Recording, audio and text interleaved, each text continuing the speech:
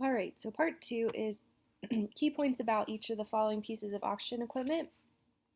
These are all listed in that PowerPoint. They each have their own slides, so I would encourage you to go back and look over those for pictures or do a Google image search for pictures or any more information about these things.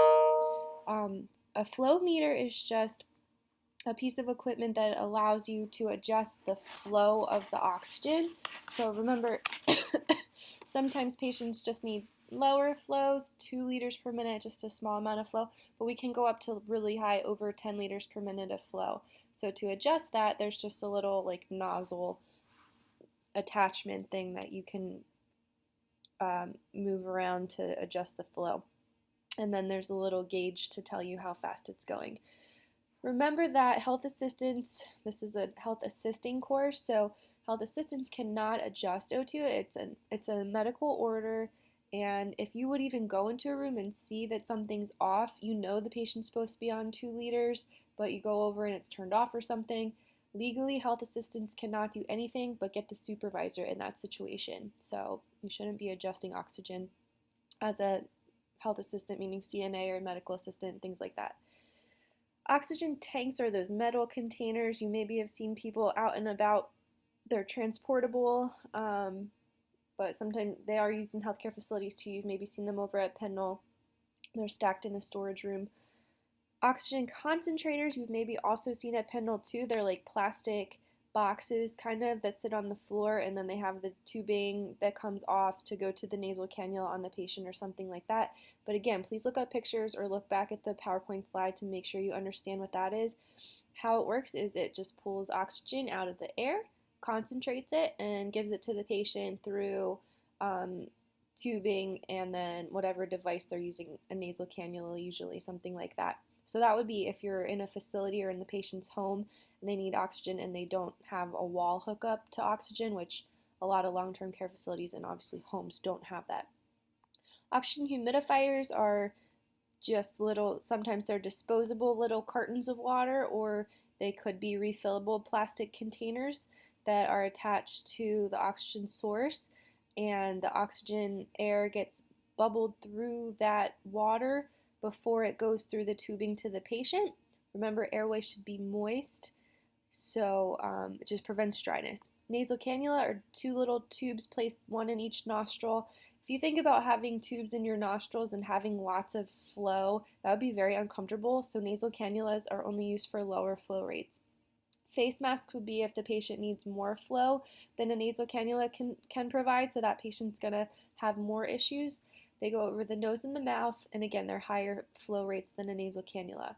The tubing, I don't want you to get confused about that. It's literally just like a plastic tube that the oxygen flows from the source to the patient through. You can put extensions and add more tubing so the patient can walk to the bathroom and back and things like that. You've maybe seen patients at Pendle who, had really, really long tubing so that they could walk around their rooms and stuff like that.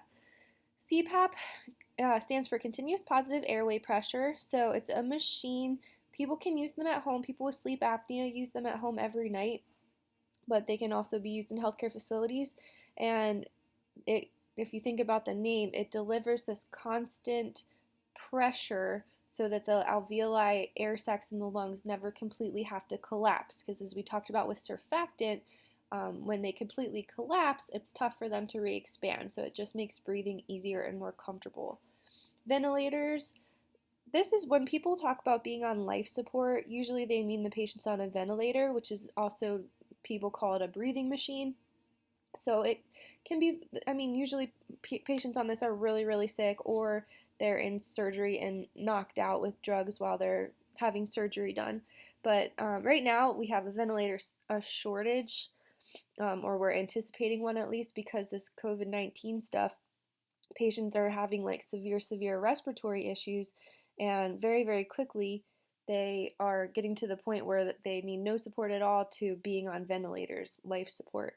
So it's scary stuff. And the other cool thing I heard, kind of cool, but interesting, is that patients with COVID-19 spend an average of 20 to 30 days on a ventilator, whereas most people only spend about 10 days on a ventilator. a much shorter time. So that's another reason why we're seeing such a shortage in ventilators right now.